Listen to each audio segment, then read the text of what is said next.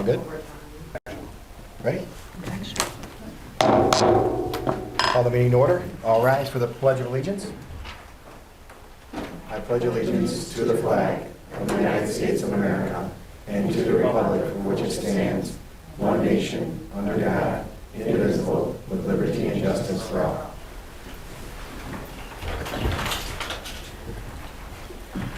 All right, public to be heard? I see none. All right, so next up will be Mr. Smith, public hearing for our safety plan. Yes, so as part of the New York State requirements, the board and the public has a copy of our draft safety plan. The safety plan has two parts. There's the district plan, which is available for the public to see, and the building plans, which are not available due to confidentiality reasons. The process is, once they get through sharing what the highlights are, the board would then approve the first draft, then have a public comment period for 30 days. Chad Bliss's email address would be on the website. If the members of the public have comments, we have to respond to those. If we don't have any comments, we don't make any changes. If the board doesn't have any comments, we don't make any changes. We then reapprove it a second time in the fall. And then the plan is submitted to the state via their website. And the plan will be posted on our website as well. So here are the changes from this from state ed that are contained in the plan. First of all, this is not really new, but it's new to the plan. The schools have to have one early dismissal drill per year. We've been doing that, but now this is part of their plan. 15 minutes prior before the normal dismissal time, and we need to notify parents ahead of time as well. We also have to conduct trauma-informed drills, which will avoid tactics and trainings that may induce or activate trauma. So the drills will also be conducted to make sure that they're trauma-informed, developmentally and age-appropriate, and the drills cannot include props, actors, simulations, or other tactics intended to mimic a school shooting or any other type of emergency. And the biggest change, which I think is well needed, the students and staff will be informed when the school is conducting a drill. So there's timelines in this, so we have to notify parents. I'm recommending ahead of time prior to the drill actually happening. We can notify them via Parent Square, via robocalls, via text message, but parents have to be notified regarding the drill. Some schools engage in a full-scale exercise that's called a active shooter drill.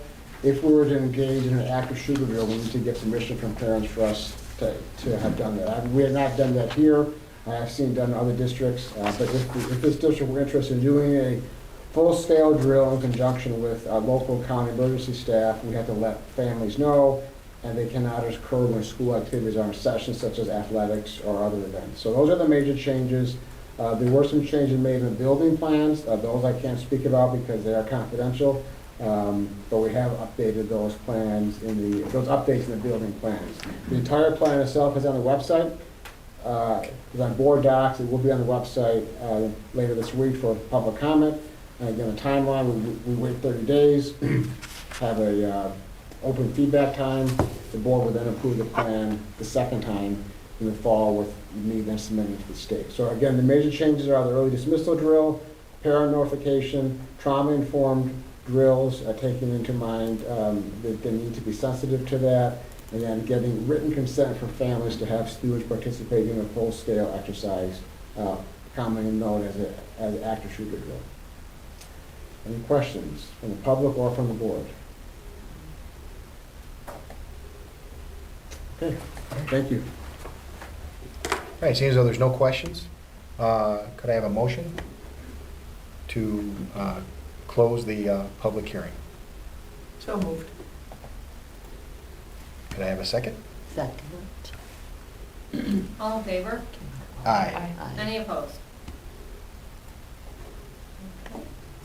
And John, we do have someone here from the public that would like to speak. Okay. And his name is Mr. Tremblay. So I just wanted to address something with you guys. Ladies and gentlemen of the board, I'd like to first thank each and every one of you for being present and listening to what the residents have to say. I'm thankful each member is reminded that it's the taxpayers who are in charge of this board and the decisions that the district make. I want to start my comments by saying I only wish to speak to things that I am sure of. and to things that I have, not to things that I have no factual basis to. It's to no one's surprise that technology is constantly changing and developing and changing the way we do things all the time in our daily lives. Some good, some not so good. Beauty is in the eye of the beholder. I'd like to bring to your attention the Parent Square app. Although the Parent Square app and many others like it are a seemingly convenient way to communicate for some parents, students, and staff, for many others it is incredibly difficult to use or to even log into, or receive any relevant information about a parent or a guardian's child. It may be no surprise to you that many class action lawsuits for various reasons have started across the country involving apps that schools decide to use as communication platforms between parents and teachers and faculty. Again, I only want to speak to things that are factually true and that I'm sure of. Many of the app companies are secretly taking all the personal information parents enter and are selling it to third parties. This is factual, being litigated across the country now. This claim is based in fact. Many of the apps have been caught secretly eavesdropping on its unsuspecting users. Just a simple Google cursory search, you'll find many, many stories of that. Although you can say Parent Square does not do that, or we have been assured that they don't do that, you cannot with a clear conscience make that statement a fact, that they do not do that. You would be speaking to something that you're not absolutely sure of to say that those things weren't happening with this app. The even bigger problem here is that by insisting that parents use this app, you as a government are compelling free speech. You're forcing parents, citizens, to use only your method of communication. We don't know if it censors. We don't know if we have a guarantee that any grievances that we have actually will be accepted or make its way across the platform. We don't know if things are filtered out that parents are saying. We just don't know. That's a massive problem. That is a violation of the First Amendment of the United States. Another huge problem this app creates is that it clearly violates the Americans with Disabilities Act.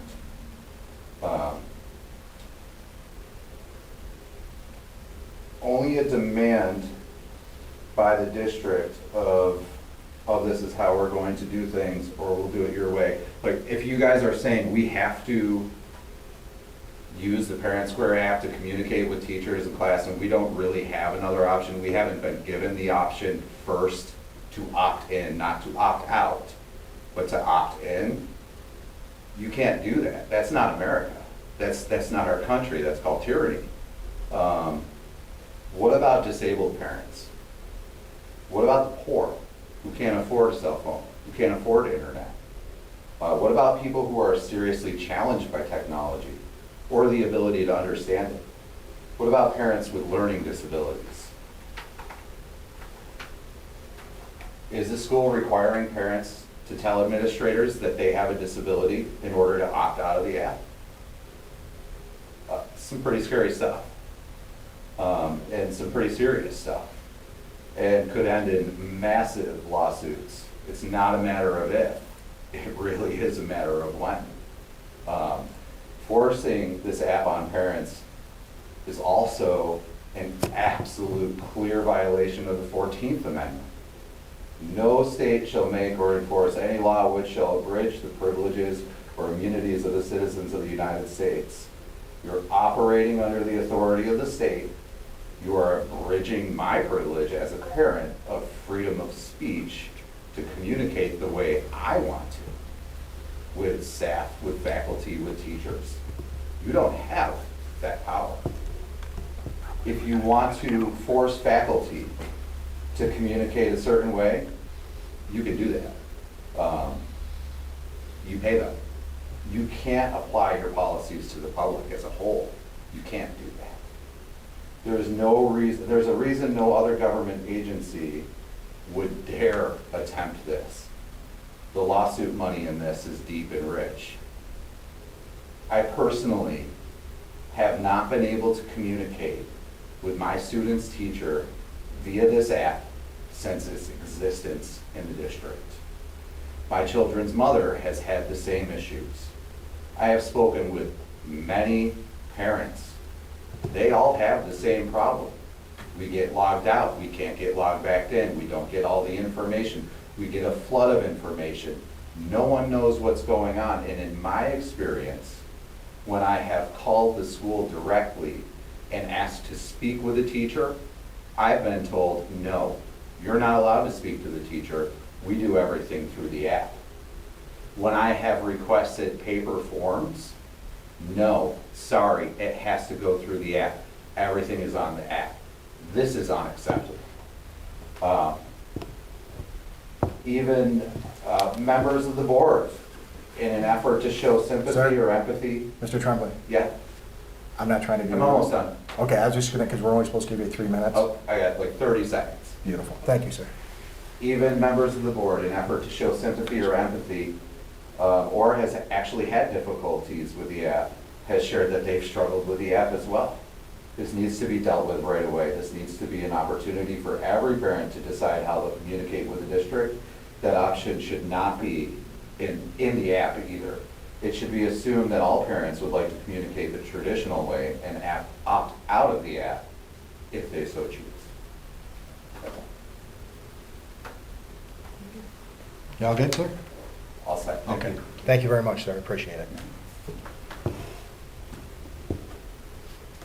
Okay. Next up. I just want to respond to one thing if I could. Absolutely. With respect to your comment about parents not being able to talk to a teacher, if that's the case, that's not the expectation. Anytime a parent calls, you will have the opportunity to speak with the teacher, or you and I have spoken many times, right? So We've talked about if this. that's the case, I will look into that, but under no circumstances is parents were meant to ever, replace that phone call. So that's not the expectation, that's not our expectation. So just, for the record, if a parent calls and asks to speak with a teacher, they're always given an opportunity. It's been my experience, or I wouldn't be here. Okay. That's all, thanks. Okay. All right. Now it's time for presentations. First up, EF Tours Summer 2024 Europe Trip Report and Itinerary for the 2025 proposed trip, Mrs. Janine Scanio. Hi, I'm Hi. Janine Scanio, and I'm going to do two things today. One is I'm going to talk about the trip that we would like to do for next year, and at the end, we'd love if there could be a vote to see if it's approved that we could hold this trip. And then I'm also going to talk about the fantastic, wonderful trip that we just got back from, and I have some pictures to share, because last year when I was here, people said, is there any way that you could come back next year and show us some pictures? And I brought some students along that were on our trip that will talk about the trip. So I'm going to start by talking about the trip that I'd like to propose for this year. We would be hopefully going over our spring break.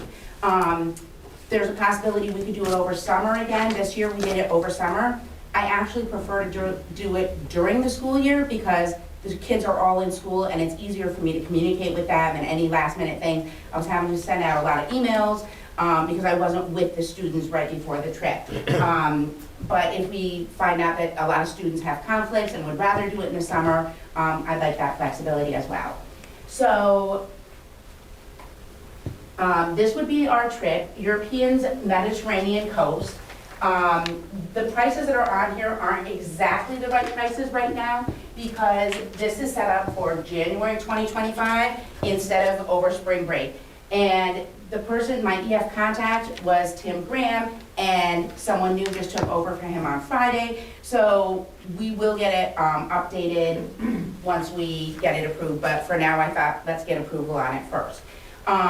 With this student price, it will be a little bit cheaper for students next year because we'll be in year 2. And in year 2, they give us a credit for the students who went this year. You basically get about $1,000 per traveler that you had. That because it's E stands for education, so it's education first. So we can get money for all the education and all the things that they learned about on the trip.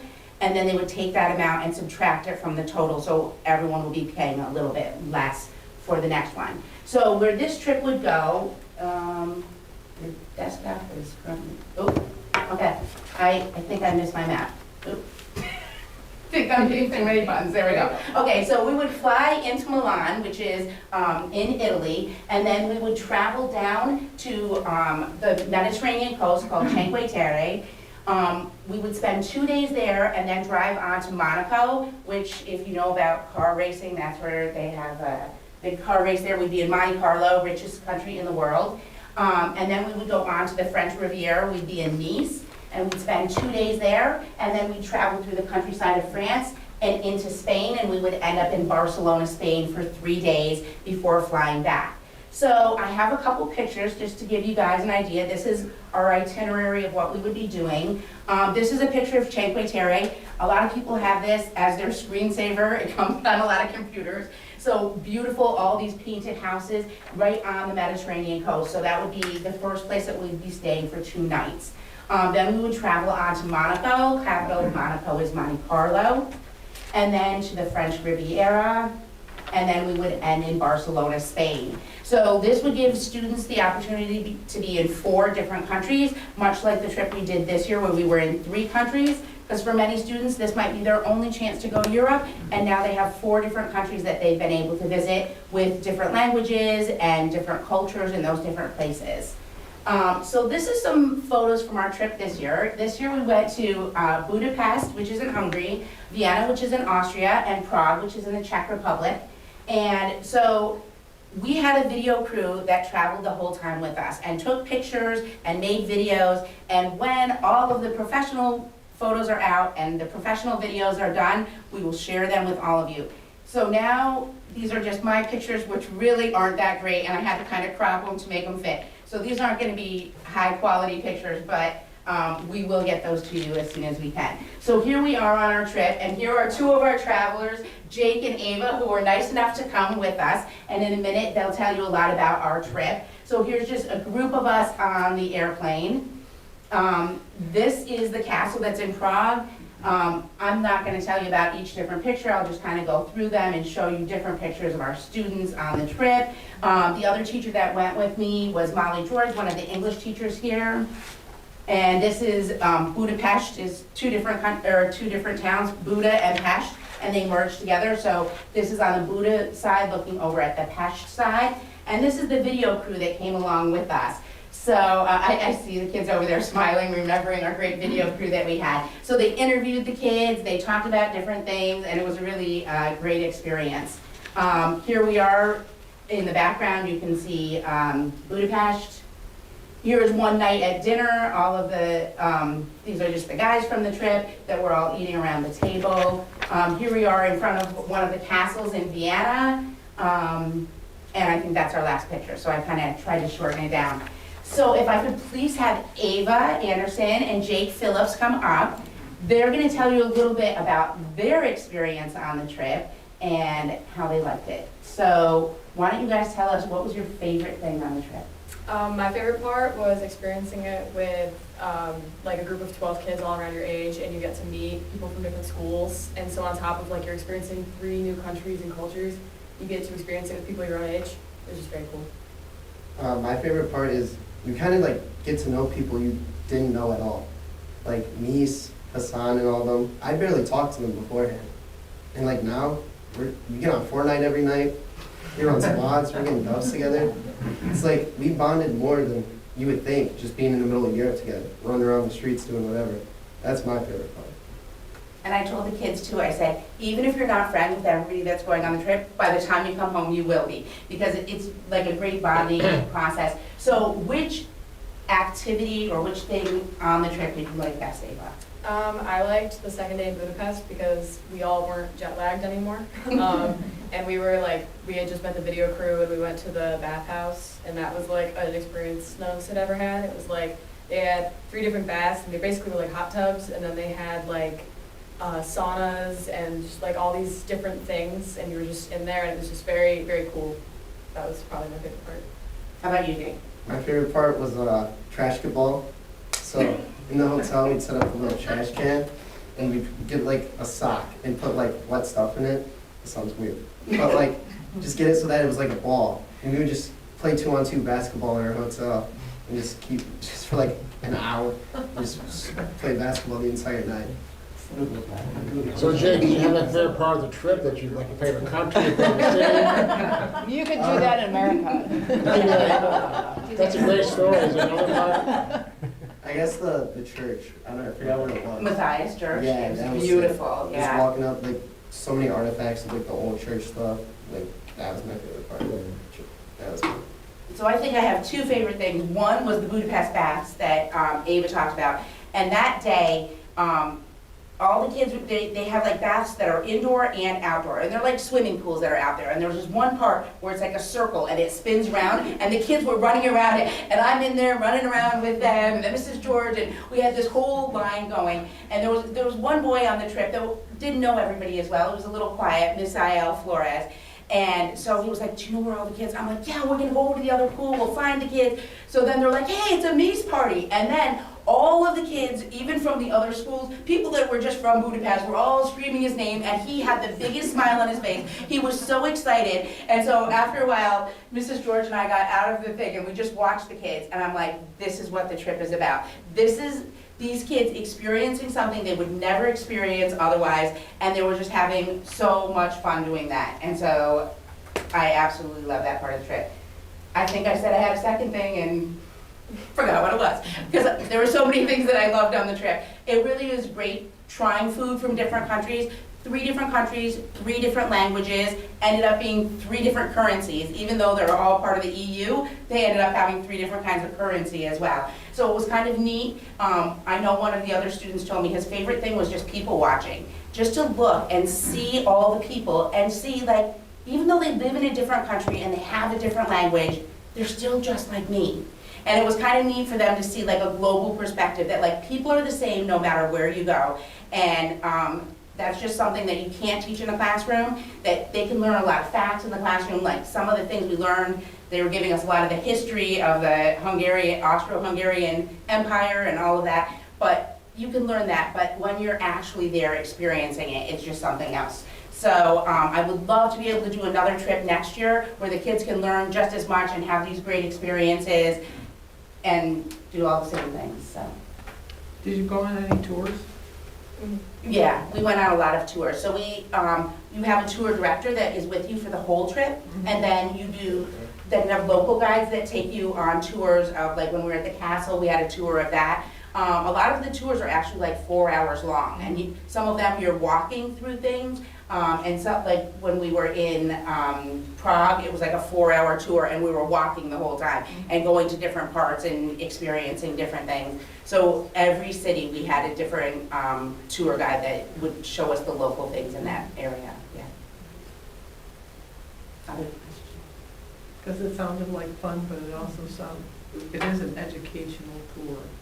That's what I just wanted to make sure that you did learn a few things. Yeah. Yes. Every day there was like 2 or 3 different educational things, like night 2 in Budapest, which was like when things started like picking up again, was we were on like a cruise, not cruise, but you're on the river and you were just sitting on the boat, and they would be talking on like the loudspeaker, and they'd be going over each building that you're going by, and just they would go over all the like historical and like cultural significance of everything. So Would you go back? yeah, it was really cool. She didn't want to come home.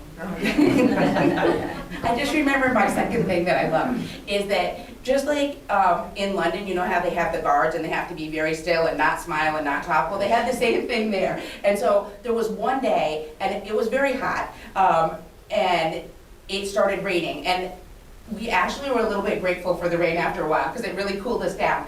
But the kids decided at that point that they were going to go see if the guards were real or if they were fake, and if they could get them to smile. So they run out in the rain and they're like trying to get them to smile, and it was just funny. So outside of the castle, even when we went to Prague too, they had them, and they're very still and they don't want to smile. And then some of the kids ran back and they're like, oh, we got him to smile. He moved, So it was kind of fun to see that too. So, but whenever kids like just get excited over things and excited over travel, it makes me excited too. So. Any other questions?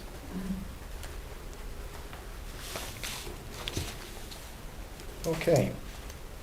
Well, we are going to look to see if we can get approval for the EF Trip Tours 2025 as proposed, as you've proposed it this evening.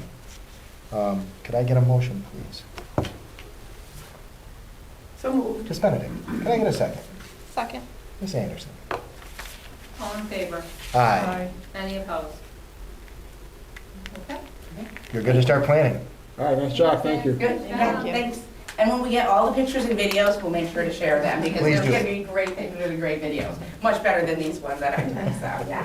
All right, we're all set, thanks? All right, thank you for All coming. right, thank you. Thanks, guys, appreciate it. All right, next up, ice hockey tournament trip proposal. Coach Daly and Coach Kirkwood, Thanks for having me. come on down. Hi, everybody. Well, After seeing that, we're actually gonna change this. We wanna go to Sweden and Finland. Shoot for the stars, right? No, real quick, John's gonna give you most of the guts of what we're requesting, but, you know, as it is, being a non-Monroe County team playing in a Monroe County Hockey League, we're one of 6 teams that don't get provided a schedule, as you know, Geneva, Geneseo, Finest, McQuaid, Dayton, Notre Dame. So we have to go out and find all 20 games, which is fine, when your program is really weak, that's fine, because everybody wants to play and win. And in the last couple of years, we've had a harder time getting teams to play us, to be honest with you. So I can name them, but we have 7 teams out of the 19 in Section 5 that will play us next year. So we have to go outside our section for games, which is okay. We did play 16 games this year against Monroe County teams, and we were 16-0. So I understand, I guess, why there's some teams that don't want to play us, but when it comes sectional time, they can't avoid it. So the nice thing is having a successful program like we do now, we get calls from all over the state, which is wonderful for our kids to have a chance to go play some of the best teams in New York State and even some prep schools that are calling us now. So I'm going to let John go over what we're asking real quickly from you guys here tonight. So, again, thanks for having us tonight. We would like to go to Pelham. Pelham is just outside of New York City.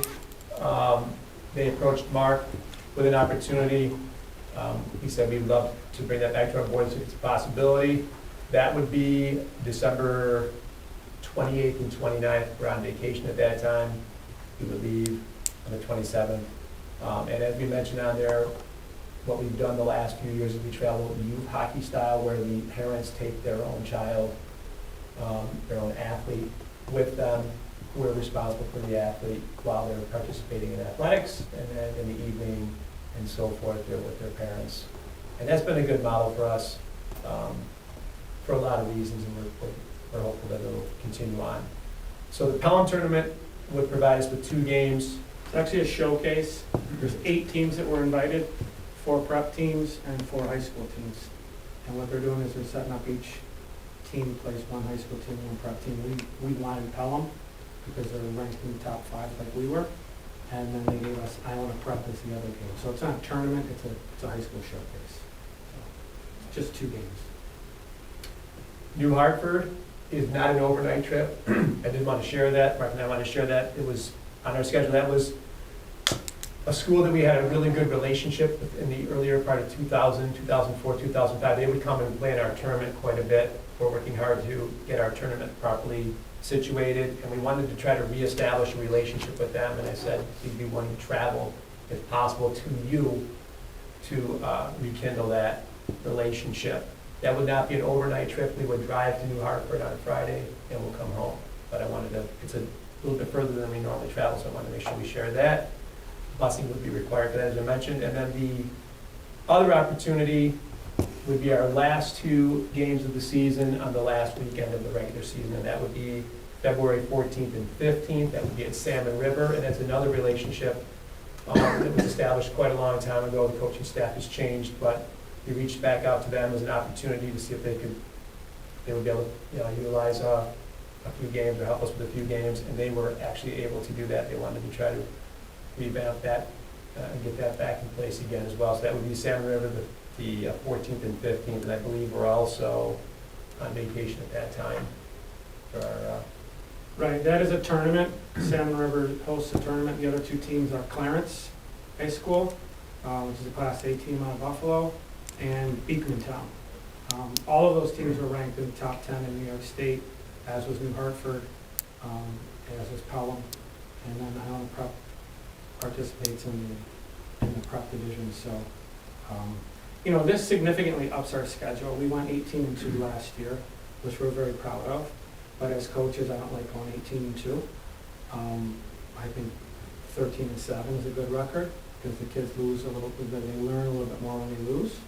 We like to win games, but I think this schedule with the team that we have coming back this year is going to challenge them, and I think that's what they need. And so aside from these games, the other games that we have set up this year, just to give you a little flavor, we're going to go play Grand Island this year.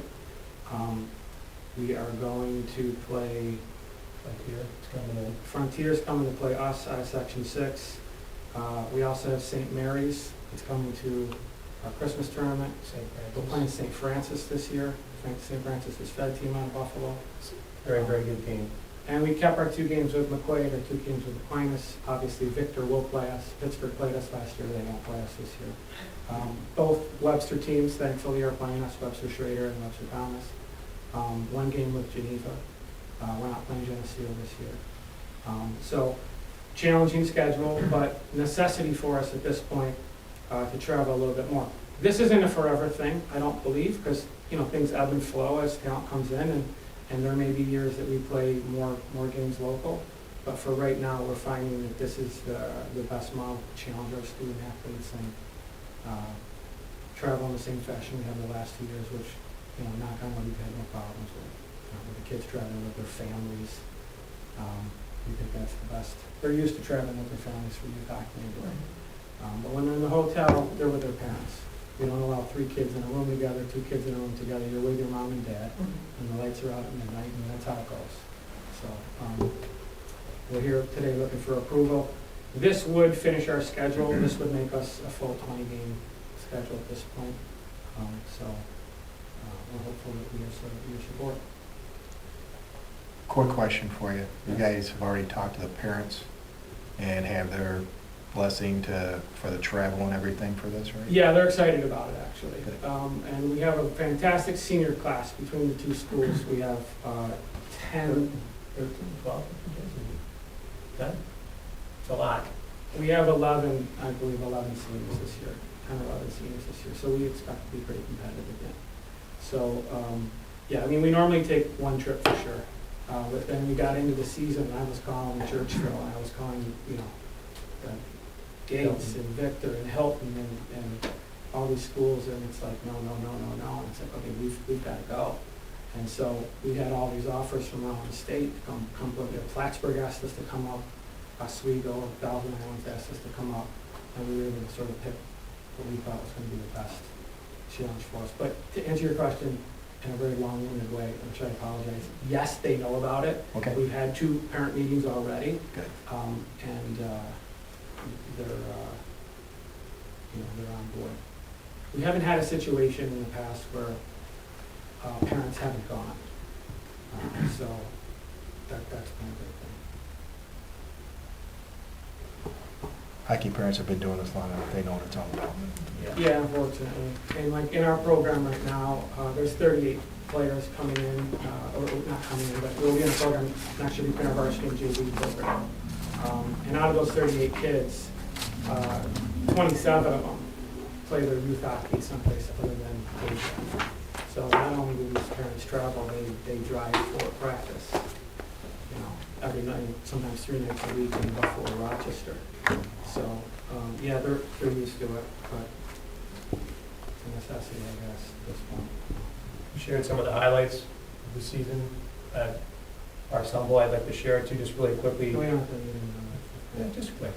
The amount of volunteer work the kids did this summer over the past few months. we can talk about it. it. But no, we're really pleased with what they're doing. They're doing a lot outside of the hockey season, and it's becoming part of our culture. That's a good thing. We had 28 kids at the Crossroads House 3 weeks ago. 28 of our hockey players helping them unload 3 tractor trailers worth of furniture. And I know Batavia football helped on the cleanup, which was on Saturday. But that was a fantastic thing for our kids to do. This is their third year doing it. I think they raised almost $20,000 on that sale. But we work with the Parks program, the USA Hockey Learn to Skate program at the ice rink. We had 21 kids involved with that. The rink had a scrap metal drive, and we had a number of kids involved with that too. So, we put the challenge for the kids to do, over 300 hours of community service over the summer, and so far we're at like 190. So we want to make sure that we're giving back. We're not going to win every year, but we can still help out in the community every year and do those things and build that expectation. So, yeah, we're proud of the kids for doing that. A lot of them need the community service for like National Honor Society and different things like that, but I was blown away. I mean, we have, like I said, 37, 38 kids in the program. 28 of them showed up that morning. That's awesome. Ready to work. And we were supposed to work until 1, and they unloaded the trailers at 2 o'clock, and the gals there said, we're not even ready for lunch yet. So we had kids unpacking boxes, and we did way more than we were asked to do, which was just heavy lifting. But the kids did a great job and got engaged, and we were really proud of what they did. So it made it fun, and they enjoyed it, which was good to see. That's great. That's fantastic. And we are, we did win the sectional championship last year. I know a lot of you were at the game. Corinne was sitting right next to our bench. I think I saw you and Mike right there. It was a little nerve-wracking game, but it was an overtime, exciting moment. But November 30th is our opening home game here in Batavia. It's a 1 o'clock game against Judy, and we invited as many of you who want to come to the ceremony.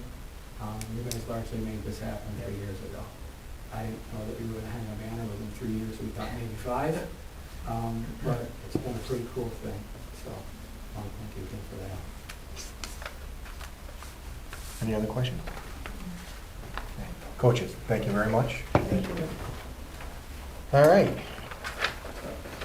Can I have a motion, please, to approve all this hockey stuff? So Tell you what, we'll give Ms. Bowman first, and we'll give Ms. Benedict the second. All in favor?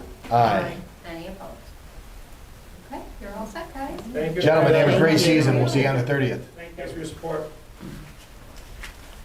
All right, next up, Mr. Smith, you're again. Yes, thank you. So summer programs wrapped up last week.